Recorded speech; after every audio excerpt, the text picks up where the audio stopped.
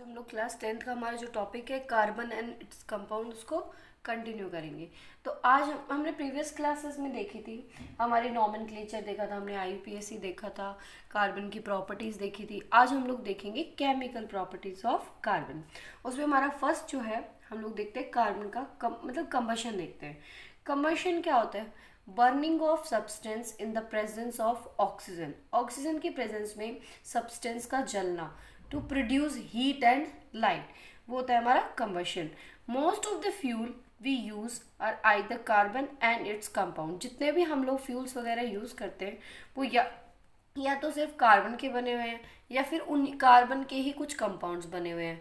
तो अब देखते हैं कार्बन बर्न इन ऑक्सीजन एट का। जब भी हम लोग कार्बन को ऑक्सीजन के प्रेजेंस में जलाते हैं तो कार्बन क्या क्या प्रोड्यूस करेगा? CO2।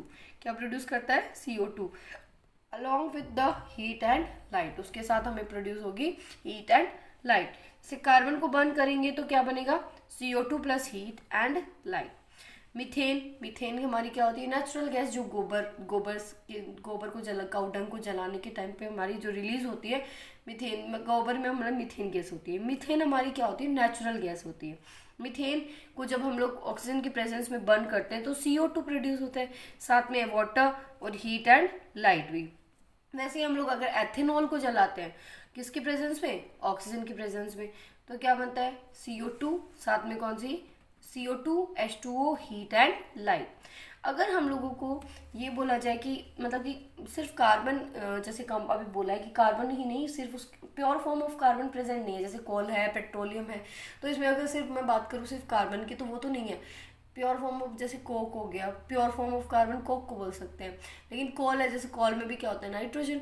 अब सिर्फ कार्बन ही वहाँ पर प्रेजेंट नहीं है, नाइट्रोजन भी है। तो कोल को हम बर्न करेंगे तो नाइट्रोजन भी होगी। नाइट्रोजन को जब बर्न करेंगे तो कौन सी गैस बनती है? कौन सी गैस रिलीज होती है? मतलब नाइट्रोजन ऑक्साइड, डाइऑक्साइड, ट्राईऑक्साइड, ये बनती है। नाइट्रोजन के ऑक्साइड्स बनते हैं। अब नाइट्रोजन के ऑक्साइड्स भी कैसे होते हैं? नेचर में पॉइजनस होते हैं। इनका नेचर कैसा होता है? बहुत ज़्यादा पॉइजनस होता है। सेम अगर मैं बात करती हूँ, सल्फर भी प्रेजेंट होता है।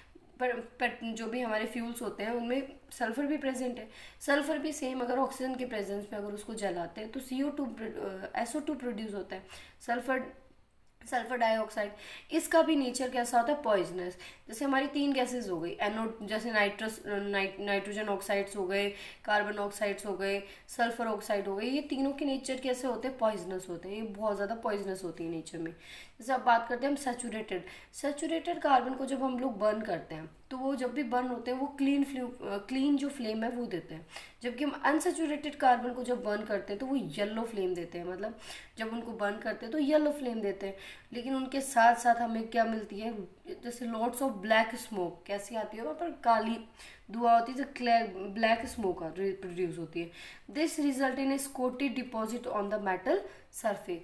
उनकी मेटल के जो सरफेस है उनकी वहाँ पर क्या डिपॉजिट हो जाता है? ब्लैकिश, मतलब ब्लैकिश हो जाता है यूटेंसिल्स जो हम लोग यूज़ करते हैं। अब नेक्स्ट हम देखते हैं जैसे कि the gas kerosene stoves used at a home has inlets for air so that sufficient oxygen reach and burn to give clean blue flame। देखो जब भी हम लोग देखते हैं जैसे बर्नर्स होते हैं हमारे गैस में, बर्नर्स प्रेजेंट है। जैसे केरोसिन का जो स्टोव आता था पहले तो उसमें भी छोटे से मतलब एक होल्स प्रेजेंट होते हैं गैस के स्टोव में। केरोसिन का स्टोव है उसमें साइड में एक होता था, तो वहाँ उसका मतलब क्या, फ्यूल जैसे वो टैंक होता है ना फ्यूल का, वहाँ पर एक प्रेजेंट होती है, छोटा सा होल वहाँ पर प्रेजेंट है। वो किस लिए है? ऑक्सीजन के सप्लाई के लिए। मतलब अगर वहाँ पर प्रॉपर ऑक्सीजन का सप्लाई होता है तो जो भी फ्यूल वहाँ पर प्रेजेंट है वो पूरी तरीके से क्या हो सकता है? बर्न हो सकता है। The gas kerosene stove used at a home has a inlets. मतलब वो इनलेट्स मतलब वहाँ पर स्पेस प्रेजेंट है ताकि ऑक्सीजन प्रॉपर जाए। ऑक्सीजन प्रॉपर जाएगा तो वो पूरी तरीके से कंप्लीटली क्या हो सकता है? बर्न हो सकता है। अब कंप्लीटली वो बर्न होगा, कंप्लीट बर्न होने पे वो क्लीन फ्लेम देगा। और अगर कंप्लीटली बर्न नहीं होता है, मतलब इनकम्प्लीट कंबशन होता है, इनकम्प्लीट कंबशन होने पे वो कैसा फ्लेम देता है? ब्लैक फ्लेम देता है। With the oxygen is insufficient, मतलब ऑक्सीजन अगर मतलब इन केस अगर जो हमारे बर्नर्स के होल्स वगैरह है वो ब्लॉक हो जाते हैं, किसी भी कंडीशन से वो ब्लॉक हो जाते हैं, ब्लॉक होने पे क्या होगा, प्रॉपर ऑक्सीजन जो सप्लाई होनी चाहिए थी वो हो नहीं रही है। अब प्रॉपर सप्लाई नहीं होगी तो आपको पता है सप्लाई नहीं होने पे जो ऑक्सीजन वहाँ पर पहुँच नहीं रहा है, ऑक्सीजन वहाँ पर नहीं पहुँचेगा तो वो मतलब जो फ्यूल है हमारा वो कम्प्लीटली बर्न नहीं हो रहा है, कंप्लीट बर्न नहीं होगा तो वो क्या प्रोड्यूस करेगा, जैसे ब्लैक स्मोक प्रोड्यूस करेगा, ठीक है, इनकम्प्लीट कंबशन हो जाएगा वो। द जैसे कि अब देखते हैं हम लोग जो incompletely burn result in the black smoke, कैसा प्रोड्यूस करेगा, ब्लैक स्मोक प्रोड्यूस करेगा, कॉजेज वेसल्स ब्लैक एंड। अगर आपसे क्वेश्चन पूछा जाए कि जो बर्तन है वो ब्लैक, कभी कभी गैस स्टोव पे भी क्या हो जाता है, ब्लैक क्यों होते हैं, तो इसी वजह से होते हैं कि जो हमारे जो होल्स प्रेजेंट होते हैं वहाँ पर इनलेट्स प्रेजेंट है वो क्या हो जाती है, ब्लॉक हो जाती है, ब्लॉक होने पे जो हमारा फ्यूल है उस तक पूरी ऑक्सीजन पहुंच नहीं पाती, कंप्लीट कंबशन नहीं हो पाता है, कंप्लीट कंबशन नहीं हो पाता, जो हमारा फ्यूल है वो कम्प्लीटली बर्न नहीं हो पाता है, कंप्लीट बर्न नहीं होगा तो इनकम्प्लीट कंबशन होगा, इनकम्प्लीट कंबशन होगा तो ब्लैक स्मोक प्रोड्यूस करता है। The holes present on the burner blocked cause the black and vessels and wastage of fuel. इससे क्या होता है, वेस्टेज ऑफ क्या होती है, फ्यूल भी हमारा, क्योंकि पूरी तरीके से हमारा फ्यूल जल नहीं रहा है और फ्यूल नहीं बर्न हो रहा है तो इसका मतलब वो क्या, वहाँ पर क्या हो रही है, उसकी वेस्टेज हो रही है। Fuel such as coal and petroleum have some amount of sulphur and nitrogen. अभी मैंने आपको बताया था कि जो हमारा कोल एंड पेट्रोलियम है सिर्फ उसमें कार्बन ही प्रेजेंट नहीं है, कार्बन के साथ साथ वहाँ पर नाइट्रोजन भी प्रेजेंट है और सल्फर भी प्रेजेंट है, which result in the formation of nitrogen oxide and sulphur oxide, जो हमें क्या बना, मतलब कि नाइट्रोजन ऑक्साइड भी बना सकता है और sulphur oxide, which are major pollutant in the environment. आपको सबको पता है, हम लोगों ने देखा भी है, आपकी जो प्रीवियस क्लासेस है आपने उसमें पढ़ा भी है कि जो हमारी नाइट्रोजन है ऑक्साइड्स हैं और सल्फर की ऑक्साइड्स है वो एसिड रेन कोज करती हैं, तो पता ही नेचर में कैसी होती है, पॉइजनस। अब हम लोग अगर सल्फर पूरी तरीके से कंप्लीट कंबशन नहीं होगा तो वो बाद में ऑक्सीजन के साथ कंबाइन होकर क्या बनाता है, sulphur oxides. Nitrogen completely burn नहीं होगा तो वो नाइट्रोजन ऑक्साइड नाइट्रोजन ऑक्साइड्स बनाता है। अब वो दोनों की दोनों ही नेचर कैसा होता है, उनका पॉइजनस होता है, नेचर में रिलीज होती है, हार्मफुल होती है। बात करते हैं हमारा फर्स्ट हमारा टॉपिक था कंबशन। अब हम लोग देखते हैं ऑक्सीडेशन। ऑक्सीडेशन आपने पढ़ा है रेडॉक्स चैप्टर में, oxidation is the addition of oxygen, simple है, oxidation is the addition of oxygen, कुछ भी नहीं है इसमें।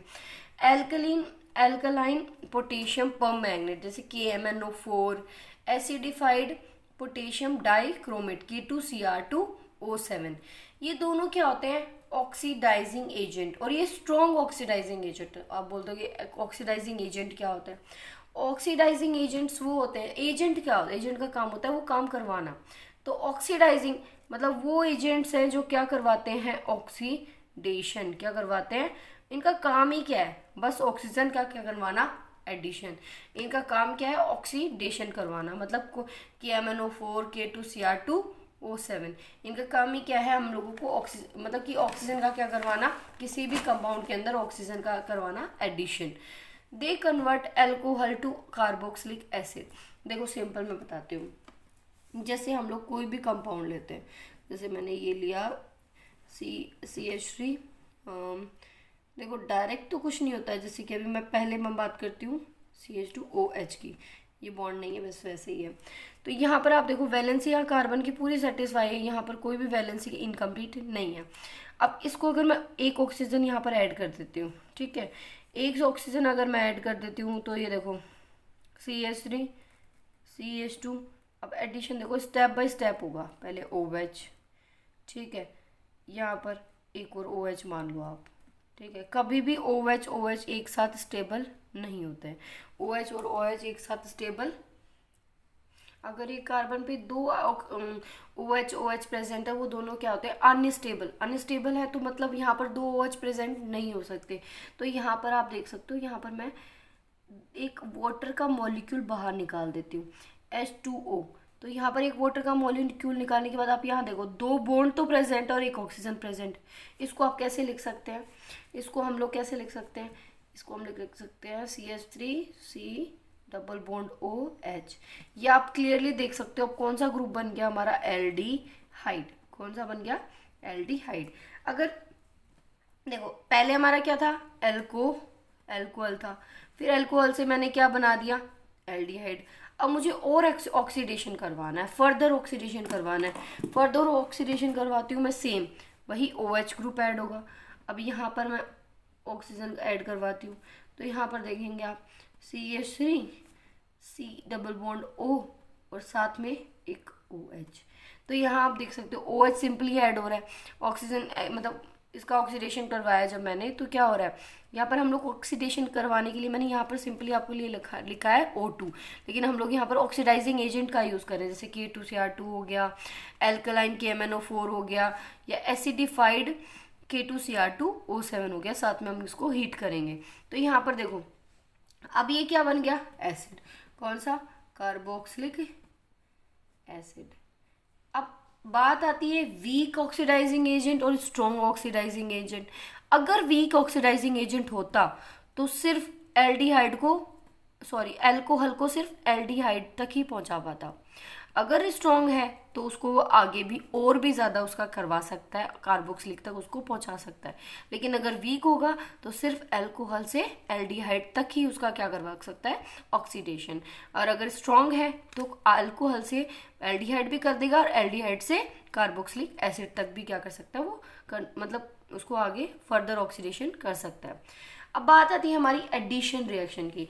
एडिशन कुछ भी चीज़ का हम लोग क्या करते हैं, ऐड करते हैं वहाँ पे। एडिशन सिंपल उसका नाम से ही पता चल रहा है हम लोगों को, एडिशन मतलब कुछ भी ऐड करवाना।